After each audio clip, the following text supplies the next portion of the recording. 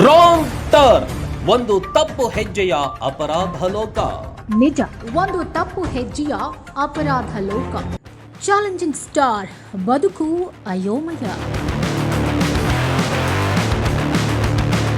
ಚಿತ್ರದುರ್ಗದ ರೇಣುಕಾಸ್ವಾಮಿ ಎಂಬ ಯುವಕನ ಕೊಲೆ ಪ್ರಕರಣ ಸ್ಯಾಂಡಲ್ವುಡ್ನಲ್ಲಿ ಯಾವ ಪ್ರಮಾಣದ ಸಂಚಲನ ಮೂಡಿಸಿದೆ ಎಂಬುದು ಎಲ್ಲರಿಗೂ ಗೊತ್ತೇ ಇದೆ. ಕೇವಲ ಕರ್ನಾಟಕದಲ್ಲಿ ಮಾತ್ರವಲ್ಲದೆ ದೇಶದಾದ್ಯಂತ ಇದು ಸುದ್ದಿಯಲ್ಲಿದೆ. ಚಾಲೆಂಜಿಂಗ್ ಸ್ಟಾರ್ ಆಗಿ ಲಕ್ಷಾಂತರ ಅಭಿಮಾನಿಗಳ ಹೃದಯದಲ್ಲಿರುವ ನಟ ದರ್ಶನ್ ಈ ಕೊಲೆ ಪ್ರಕರಣದ ಆರೋಪಿಯಾಗಿ ಜೈಲು ಸೇರಿ 2 ವರ್ಷಗಳಾಗಿವೆ. ಅವರ ಭವಿಷ್ಯದ ವೃತ್ತಿ ಜೀವನ ಅಯೋಮಯವಾಗಿದೆ. 2024ರ ಜೂನ್ 11ರಂದು ಮೈಸೂರಿನ ಹೋಟೆಲ್ನಲ್ಲಿದ್ದಾಗ ದರ್ಶನ್ ಹಾಗೂ ಅವರ ಆಪ್ತರನ್ನ ಪೊಲೀಸರು ಬಂಧಿಸಿದ್ರು. ಅಂದಿನಿಂದ ಪ್ರಕರಣ ಹಲವು ತಿರುವುಗಳನ್ನು ಪಡೆದುಕೊಂಡಿದೆ. ಇನ್ನು ಮಧ್ಯದಲ್ಲಿ ಒಮ್ಮೆ ಜಾಮೀನಿನ ಮೇಲೆ ಹೊರಬಂದಿದ್ದ ದರ್ಶನ್ ಸುಪ್ರೀಂ ಕೋರ್ಟ್ ಜಾಮೀನು ರದ್ದುಗೊಳಿಸಿದ ನಂತರ ಬೆಂಗಳೂರಿನ ಪರಪ್ಪನ ಅಗ್ರಹಾರ ಜೈಲಿನಲ್ಲಿ ದಿನಗಳನ್ನು ಎಣಿಸುತ್ತಿದ್ದಾರೆ.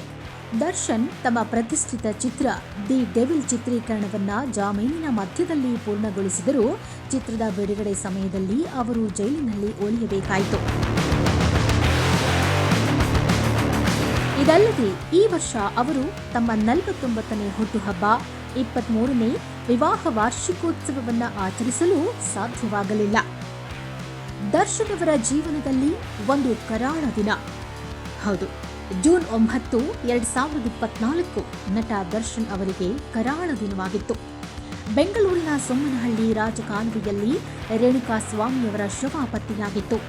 ಈ ಪ್ರಕರಣದಲ್ಲಿ ದರ್ಶನ್ ಹೆಸರು ಕೇಳಿಬಂದ ನಂತರ ಜೂನ್ 11ರಂದು ಪೊಲೀಸರು ಅವರನ್ನು ಬಂಧಿಸಿದ್ರು. ಜೂನ್ 7ರಂದು ಅಪಹರಿಸಲ್ಪಟ್ಟ ರೇಣುಕಾಸ್ವಾಮಿ 2 ದಿನಗಳ ನಂತರ ರಾಜಕಾಲುವೆಯಲ್ಲಿ ಶವವಾಗಿ ಪತ್ತೆಯಾಗಿದ್ರು. ದರ್ಶನ್ ಅವರ ಗೆಳತಿ ನಟಿ ಪವಿತ್ರಾ ಗೌಡ ಅವರಿಗೆ ಮೊಬೈಲ್ನಲ್ಲಿ ಅಶ್ಲೀಲ ಸಂದೇಶ ರವಾನಿಸಿದ್ದಕ್ಕಾಗಿ ರೇಣುಕಾಸ್ವಾಮಿಯನ್ನ ಚಿತ್ರದುರ್ಗದಿಂದ ಅಪಹರಿಸಿ ಬೆಂಗಳೂರಿಗೆ ಕರೆತಂದು ದರ್ಶನ್ ಸಹಚರರು ಕೊಲೆ ಮಾಡಿದ್ದಾರೆ ಎಂದು ಆರೋಪಿಸಲಾಗಿದೆ.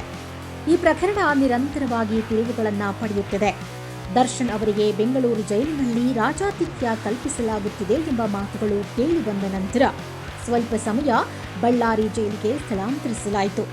ಕೆಲವು ತಿಂಗಳುಗಳ ನಂತರ ವೈದ್ಯಕೀಯ ಆಧಾರದ ಮೇಲೆ ಅವರಿಗೆ ಜಾಮೀನು ಕಲ್ಪಿಸಲಾಯಿತು. ದರ್ಶನ್ ಜಾಮೀನು ರದ್ದುಗೊಳಿಸುವಂತೆ ಪೊಲೀಸರು ಸುಪ್ರೀಂ ಕೋರ್ಟ್ ಮೊರೆ ಹೋದ ಪರಿಣಾಮ ಜಾಮೀನು ರದ್ದಾಯಿತು. ಕಳೆದ ವರ್ಷ ಆಗಸ್ಟ್ನಿಂದ ದರ್ಶನ್ ಮತ್ತೆ ಜೈಲು ಹಕ್ಕಿಯಾಗಿದ್ದಾರೆ.